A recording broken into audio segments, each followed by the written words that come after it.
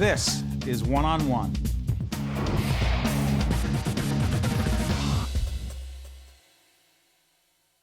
Melissa Walker is president and founder of Jazz House Kids. How you doing? I'm doing wonderful. Thanks for having me back. Wow, you look great. Let's do this. Montclair Jazz Festival is happening when?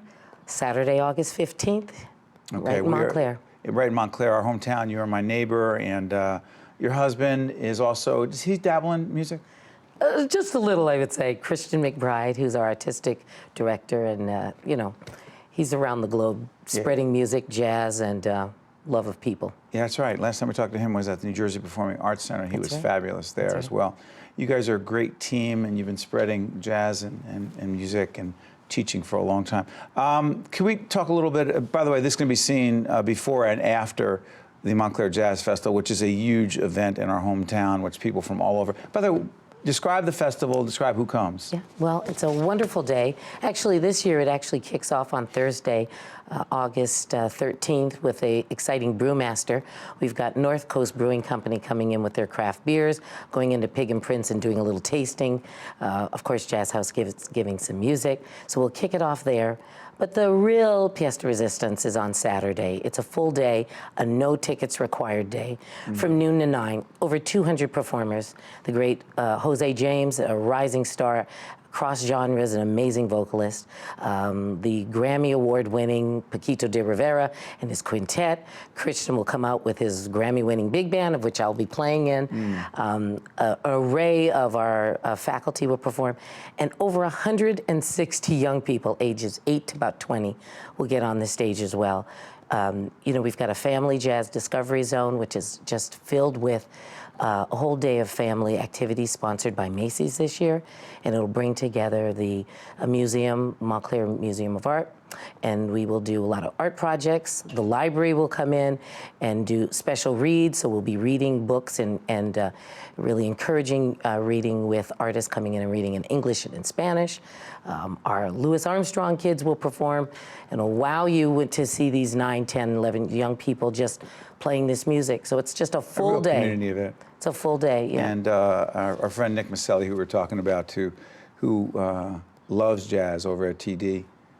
Big sponsor. Yeah, not only that, but he mentioned this to us. Not only does he love jazz, but he was there the day we were doing NJ Pack. He just wanted to hang around when your husband was performing. Just wanted to hear him play. Yeah, there's nothing like a jazz fan, and of course they're hardcore. They're hardcore. Explain what it is about jazz. I think when it catches the bug of jazz, which I think is this delving in this creative space. You know, we don't always have a time in our days to really get into the creative space. And I think when you feel this music, my husband always says it's not about hearing, it's about feeling. It's about in your soul. And it's America's music and story. And so I think there are so many people around the globe where it tells their story and it catches them and it grabs their attention, it grabs their heart and soul.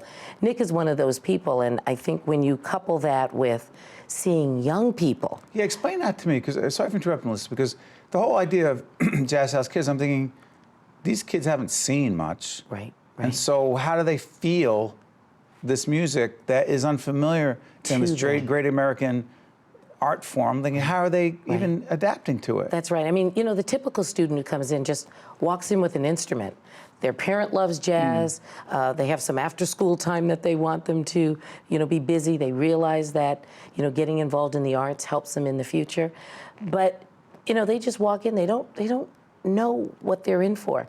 But in this culture of success, this culture with these professional musicians who've made it their lifeblood, who have brought communities together, who've seen the best of themselves, who've gotten in front of, like at the festival, 5,000 people and tested themselves.